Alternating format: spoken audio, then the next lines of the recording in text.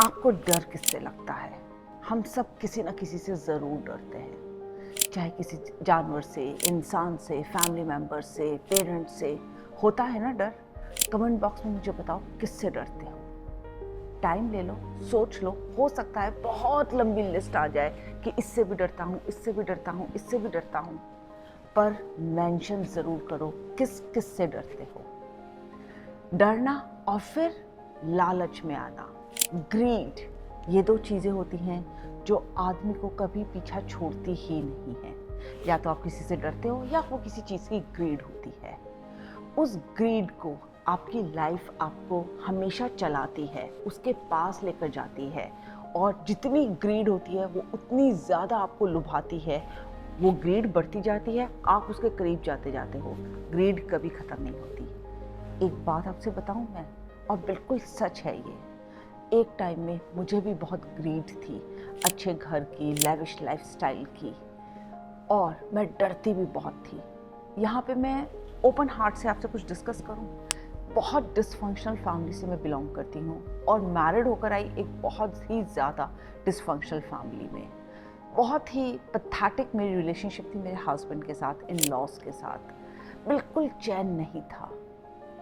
मैं मानती हूँ जो मैं बोल रही हूँ कहीं ना कहीं ये सब कुछ रिलेट आप लोगों से भी हो रहा होगा, पर मैं बताऊँ आज मैं ऐसी नहीं हूँ। मैंने अपने ऊपर काम किया है। पर अगर मैं आपको 2000 में लेके जाऊँ, 2000 में, तो वो साल और उसके आगे वाले साल, कुछ साल मेरे लिए बहुत ही ख़राब थे, जब मैं स्ट्रगल कर रही थी, जगल कर रही थी अपने आप से, अपनी रिलेशनशिप के साथ, अपने स्पाउस के साथ, उसके साथ रिलेशनशिप में, बहुत पैथेटिक वे में। और मैं ये सोचती थी कि मैं कैसे अपनी लाइफ को मेक ओवर कर सकती हूँ, टर्न कर सकती हूँ, और रास्ता कहीं नहीं दिख रहा था। तो एक आम आदमी क्या करता है? मंदिर जाता है, पूजा पाठ करता है, जो मैंने बेइंतहा करी है। ट्रस्ट भी, उस टाइम मैं कोलकाता में थी और सॉल्ट लेक में एक शिव मंदिर था। रोज़ मेरा काम होता था कि मैं वहाँ जाती थी और पूरा शिव मंदिर साफ करती थी, ये सोच के कि शायद भगवान को मुझ पर दया आ जाए और मेरे हालात बदल जाएं। सही बताऊं, शायद ही कोई ऐसा मंदिर होगा जहाँ मैं नहीं गई, जहाँ मैंने मन्नत नहीं मांगी, खाना नहीं खिलाया, काम नहीं किया, पूजा पाठ नहीं करी, जिसने जो कहा मैंने वो हवन यज्ञ करवाया, लेकिन मुझे कहीं भी शांति नहीं मिली। क्या आप लोग मेरी इस बात से रिलेट कर पा रहे हो? क्या आपको लग रहा है मैं जो बोल रही हूँ वो कहीं ना कहीं आप ही की ज़िंदगी से मिलजुल रहा है? बहुत याद करती थी मैं अपने फादर को, जो फिज़िकल फॉर्म में नहीं थे उस टाइम पर। बहुत बात करती थी उनसे कि कहाँ फंसा गए, मुझे तो कुछ आता ही नहीं है, मुझे तो इन लॉज को हैंडल करना ही नहीं आता, आपने मुझे कुछ सिखाया ही नहीं। पर शून्य, कुछ नहीं मिलता था मुझे सिवाय रोने के और दुखी होने के। बहुत अपने ऊपर काम किया, पूजा पाठ, हवन कीर्तन, जो सब करते हैं, लेकिन फिर जैसे कहते हैं ना, हर एक को भगवान एक मौका देता है। शायद उस पूजा पाठ का एक मुझे आशीर्वाद मिला कि मैं कैसे इस लाइन में आ गई हीलिंग की, जो मेरी लाइफ को चट चट चट करके चेंज करती चलेगी। और वो ही आज मैं आपके साथ बात करने वाली हूँ। मेरे पास बहुत ऐसे फ़ोन कॉल्स, मैसेजेस आते हैं जिसमें लोग अपना दिल खोल के दुख दर्द मुझसे शेयर करते हैं और कहते हैं कि हम इतना अपने आप को काम कंपोज रखते हैं, हम सबके लिए इतना अच्छा चाहते हैं, मन से भी नहीं चाहते कि किसी चींटी का तक बुरा हो, पर हमारी हेल्थ इतनी ख़राब है, लोग हमें बैकस्टैप करते हैं, फिनेंशियल लॉस देते हैं, और हम अपने लिए स्टैंड ही नहीं ले पाते। ट्रस्ट हर एक कोई हमारा तोड़ देता है, पर हम अपने लिए स्टैंड ही नहीं ले पाते। एंड ट्रस्ट मी, पता है लोग किनका नाम लेते हैं? अपने सगे रिश्तेदारों का, भाई बहन का, बहनोई का, भाभीियों का। कई लोग अपने पेरेंट्स तक के लिए मुझसे कहते हैं। स्पाउस तो गोज़ विदाउट सेइंग, उसमें स्पाउस भी होते हैं। लेकिन जब मेरी लाइफ चेंज हुई ना, वो हुई एक्सेस कॉन्शियसनेस से। कैसे मैजिकली मैं एक्सेस कॉन्शियसनेस में आई, कैसे मैंने जाना कि आपकी जो पूरी लाइफ है ना, वो आपकी बॉडी की सेल्स पे इंक्रिप्टेड होती है, और जब आप वहाँ से चेंज करना शुरू करते हो एनर्जीज़ को, कैसे आपकी लाइफ की सारी स्टोरीज और एरियाज चेंज होने लगते हैं। 4.5 दिन की क्लास जो मैजिकली आपकी हेड टू टो एनर्जीज़ को ट्रांसफॉर्म करती है, आपकी लाइफ रियलिटी चॉइसेस पे काम करती है। 4.5 दिन में, जिसमें पहला दिन लेवल 1 होता है एक्सेस बार्स, जो आपकी सेल्स पर से जितनी भी स्टक एनर्जीज होती हैं ना, प्रेजेंट की, पास्ट की, इमोशंस की, फीलिंग्स की, वो सब रिलीज करती है। सेकंड लेवल जो इसका फाउंडेशन 3.5 दिन का होता है, उसमें वो आपको सबकॉन्शियस माइंड से रिलेट करके डीपली रियलाइज कराती है कि जो कंडीशनिंग में आप रहे हो, जो बिलीव्स आपने वहाँ से अपनी कंडीशनिंग से लिए हैं, वो कैसे आपको सैबोटेज कर रहे हैं। बॉडी प्रोसेसेस होते हैं इसमें, बहुत इंटेंस प्रोसेसेस होते हैं जिसके थ्रू हम वो सारी क्लिनजिंग करते हैं। आप में अवेयरनेस आती है। कॉन्शियसनेस एक्चुअली होती क्या है? जब आप बहुत अवेकन हो जाते हो, बहुत अवेयर हो जाते हो, अवेयरनेस आई, आपकी एकदम से हेल्थ चेंज होनी शुरू हो गई, अपग्रेड होनी शुरू हो गई।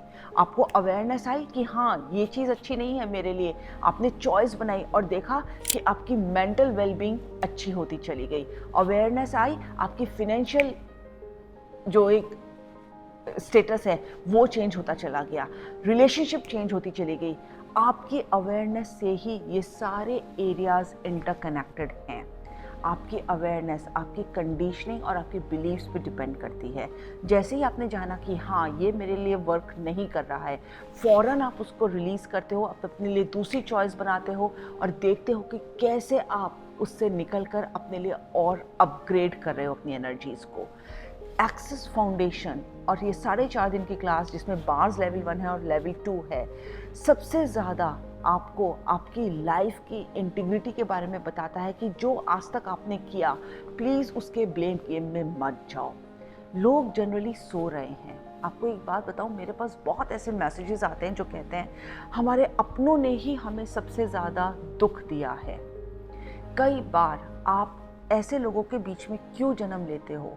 क्योंकि आपके साथ उनके कुछ कर्मास अटैच्ड होते हैं, आपको उनसे कुछ लाइफ लेसन्स लेने होते हैं जो आप चेंज नहीं कर सकते। इट्स ओके, पर जब भी आपको अवेयरनेस आती है ना, आप अपनी एनर्जीज़ को अपग्रेड करके जब आप डिफरेंट चॉइसेस बनाते हो, तो डेफिनेटली आप अपनी लाइफ और रियलिटी को चेंज कर लेते हो। आज का मेरा वीडियो उन्हीं सोए हुए लोगों पर है जो एंटी कॉन्शियसनेस में रहते हैं, जो सिर्फ अपने बारे में सोचते हैं, जिन्हें दूसरों को हार्म पहुंचाने में ही मज़ा आता है, जो दूसरों को एब्यूज़ करते हैं, जो सिर्फ और सिर्फ सेल्फ एब्जॉर्ब मोड में होते हैं कि उनकी ज़िंदगी अच्छी चले। उन्हें कोई मतलब नहीं होता कि उनके एक्शंस से दूसरे किस कदर हर्ट हो रहे हैं, उन्हें कितना इमोशनल सेटबैक लग रहा है, उन्हें कितनी परेशानी हो रही है। ऐसे लोगों का कोई एजेंडा नहीं होता लाइफ में, उनकी कोई एम्बिशन नहीं होती, उनका कोई लाइफ पर्पस नहीं होता। वो सिर्फ ट्रॉमा ड्रामा में रहते हैं। उनकी ज़िंदगी अच्छी चल रही है, वो दूसरों की लाइफ में सिर्फ और सिर्फ दुख ही देते हैं। ऐसे लोगों को आजकल आपने एक टर्म सुनी होगी, नार्सिसिस्ट बोला जाता है, लेकिन मैं इसे एक कॉन्शियसनेस के लेवल पे बोलती हूँ, एक लैंग्वेज में स्लीपिंग मोड। ये लोग एक्चुअली में सोए हुए नहीं होते, पर होते सोए हुए हैं, लेकिन एंटी कॉन्शियसनेस हैं। वो अवेकन नहीं होते, उन्हें कोई मतलब नहीं होता। तो साइंटिफिकली हम उन्हें कहते हैं स्लीप मोड और वर्ल्डली टर्म में नार्सिसिस्ट। तो कैसे ऐसे लोगों को हैंडल किया जाए? देखो, इनकी ना 3 कैटेगरीज होती हैं। ये आपकी एक्सटेंडेड फैमिली में आ सकते हैं, जैसे आपके अंकल आंट्स, दादा दादी, चाचा चाची, नाना नानी। आपको बहुत सरकाज़म से आपके साथ बात करेंगे, आपको लेट डाउन करेंगे, आपको बहुत छोटा महसूस कराएंगे। एज अ चाइल्ड क्या करेगा बच्चा? अपने पेरेंट्स के पास जाएगा, स्पेशली मदर के पास जाएगा, उनसे बोलेगा। और कई केसेस में मैंने देखा है कि पेरेंट्स एक्शन नहीं लेते। ऐसे केसेस में जब मेरे पास आते हैं ना बड़े होके बच्चे और कहते हैं कि हमारा चाइल्डहुड बहुत एब्यूज़िव रहा, बहुत वर्बल एब्यूज़ हमने बर्दाश्त किया है, मैं उन्हें यही समझाती हूँ, देखो ये आपका लाइफ लेसन था, आपका डेफिनेटली उनके साथ एक कार्मिक कॉन्ट्रैक्ट था जो आपको पूरा करना ही था। लेकिन फिर कॉन्शियसनेस, एक्सेस कॉन्शियसनेस की क्लासेस के थ्रू मैं वो इमोशनल वुड्स जो गहराई में उनके ऊपर होते हैं और जो उनकी पर्सनालिटी को बिल्कुल तहस नहस कर रहे होते हैं, उन्हें रिलीज़ कराती हूँ। और यहीं से उनकी पर्सनालिटी में चेंज आना शुरू हो जाता है। ये कोई भी कर सकता है।